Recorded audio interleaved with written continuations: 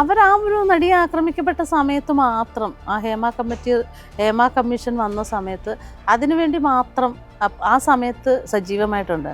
ഒരു സ്ത്രീകളുടെ കൂട്ടായ്മയാകുമ്പോൾ അമ്മയിൽ എത്രയോ അംഗങ്ങളുണ്ട്, എന്തുകൊണ്ട് അവരാരും ചോദിച്ചില്ല? ഞങ്ങളോടൊന്നും ആരും കോണ്ടാക്ട് ചെയ്തിട്ടില്ല. ധ്യാനൊക്കെ ഭരണരംഗത്തേക്ക് വരണമെന്ന് ചേച്ചി അടക്കമുള്ളവർ പറഞ്ഞു. ധ്യാന്റെ ഭാഗത്ത് നിന്ന് എന്തെങ്കിലും ഒരു റിയാക്ഷൻ ഉണ്ടായിരുന്നു? അറിയില്ല. ഞാൻ ഇങ്ങനെ എൻ്റെ ഒരു ആഗ്രഹം പറഞ്ഞതാണ്. പിന്നെ പക്ഷെ നെസ്ലിനൊക്കെ വരും എന്നാണ് എൻ്റെ അടുത്ത്, നമ്മുടെ അടുത്ത് അന്ന് ജനറൽ ബോഡിയിൽ അജു വർഗീസ് സംസാരിച്ചത്. അവരൊക്കെ ഇത്തരം വിഷയങ്ങൾ കിടക്കുന്നതുകൊണ്ടാണ് അവർക്കൊക്കെ വരാനൊരു മടി. അതൊക്കെ മാറി മമ്മൂക്കായും ലാലേട്ടനും ഒക്കെ നേതൃത്വത്തിലേക്ക് വന്ന് അവരെയും കൂടെ കൂട്ടിച്ചേർത്തുകൊണ്ട് നല്ല രീതിയിൽ പോകണമെന്നാണ്. അതുപോലെ തന്നെ ഇപ്പം ഞാൻ ഇതുമായിട്ട് നേരത്തെ ചോദിക്കണം വിചാരിച്ചാൽ, ഇപ്പം ചേച്ചി ഞാൻ നേരത്തെ പറഞ്ഞ 1992 ഇൻ്റർവ്യൂ, ആ കാലഘട്ടത്തിൽ ചേച്ചി ഇതെല്ലാം ഓപ്പണായിട്ട് പറഞ്ഞ ഒരാളാണ്. ആ സമയത്ത് അതേപോലെ പറഞ്ഞതാണ് ഈ WCC അംഗങ്ങളായ പാർവതിയും ഗീതു മോഹൻദാസൊക്കെ. അപ്പോൾ ഈ WCC രൂപീകരിക്കുമ്പോൾ ചേച്ചിയോട് എന്തെങ്കിലും ഒരു താല്പര്യമുണ്ടോ WCCയിലേക്ക് വരാൻ? ആ രീതിയിൽ എന്തെങ്കിലും ചോദിച്ചിരുന്നോ? ഇല്ല. ചേച്ചി WCCയുടെ പ്രവർത്തനത്തെ എങ്ങനെയാണ് നോക്കി കാണുന്നത്?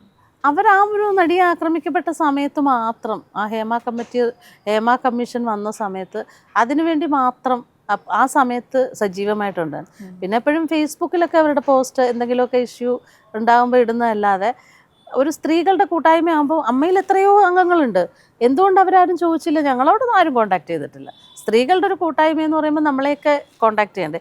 ഇന്ന് വരെ കോണ്ടാക്ട് ചെയ്തിട്ടില്ല, ഒരാളെയും കോണ്ടാക്ട് ഒരു അല്ലാത്ത യങ്സ്റ്റേഴ്സ് ആയിട്ടുള്ള ആളുകളോടൊക്കെ ചോദിച്ചതായിട്ട് ആളുകൾ പുറത്ത് പറഞ്ഞിട്ടുണ്ടായിരുന്നു താല്പര്യമുണ്ടോ? പക്ഷെ ഞങ്ങളോടൊന്നും ചോദിച്ചിട്ടില്ല.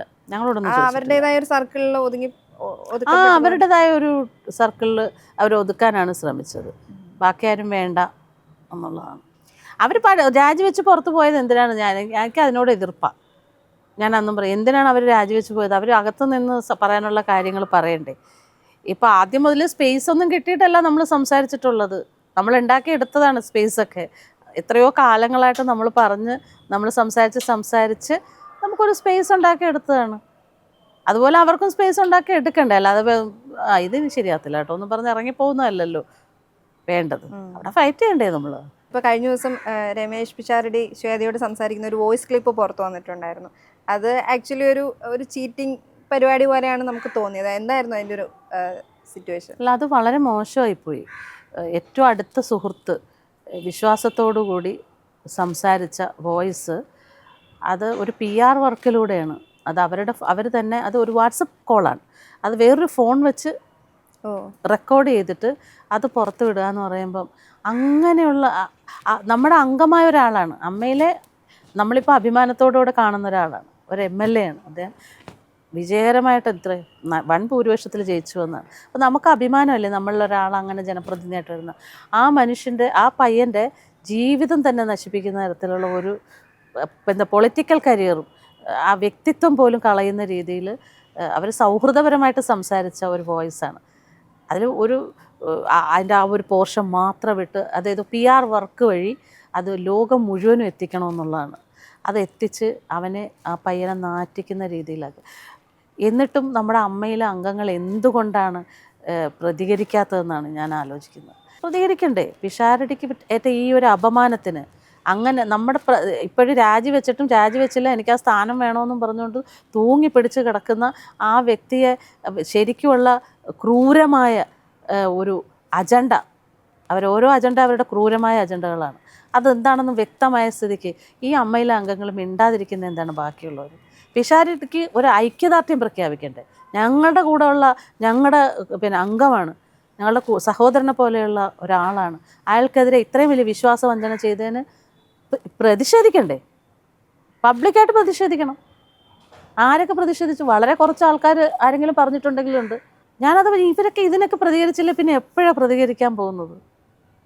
ഇന്ന് പിഷാരടിയാണെങ്കിൽ നാളെ വേറൊരാൾക്കായിരിക്കും. അതുപോലെ തന്നെ കഴിഞ്ഞ ദിവസം ശ്വേത ഒരു പോസ്റ്റ് ഇട്ടു, തനിക്കൊപ്പം മോഹൻലാലും മമ്മൂട്ടിയും തന്നെയാണ് സപ്പോർട്ട് ചെയ്യുന്നതെന്നുള്ള രീതിയിൽ. അങ്ങനെ തോന്നിയിട്ടുണ്ടോ? ആ രീതിയിൽ അവരെപ്പോഴെങ്കിലും പറയുകയോ അല്ലെങ്കിൽ അവരുടെ ഭാഗത്തു നിന്ന് അങ്ങനെ ഒരു അപ്രോച്ച് ഉണ്ടായിട്ടുണ്ടോ? ഞാൻ വിശ്വസിക്കുന്നില്ല. ശ്വേതയിട്ട പോസ്റ്റിനോടൊന്നും എനിക്ക് വിശ്വാസമില്ല.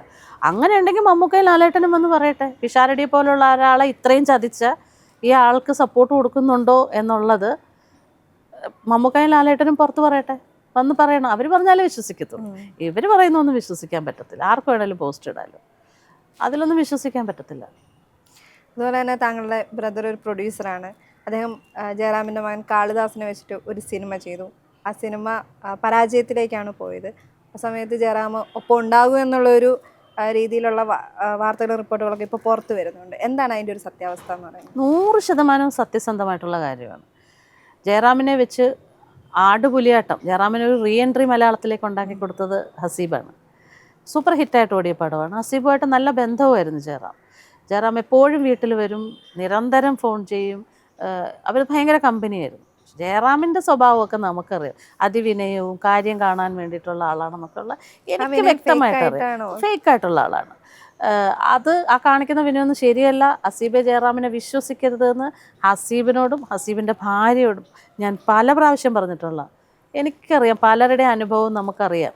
അതുകൊണ്ട് നീ പറഞ്ഞ് മനസ്സിലാക്കണമെന്ന് വൈഫിനോട് ഞാൻ പറഞ്ഞിട്ടുള്ള, ഹസീബിനോട് പറഞ്ഞിട്ടുള്ള, എൻ്റെ ഭർത്താവ് പറഞ്ഞിട്ടുണ്ട്, എൻ്റെ ഇളയ അനിയൻ പറഞ്ഞിട്ടുണ്ട്, സകല ആൾക്കാരും പറഞ്ഞിട്ടുണ്ട്.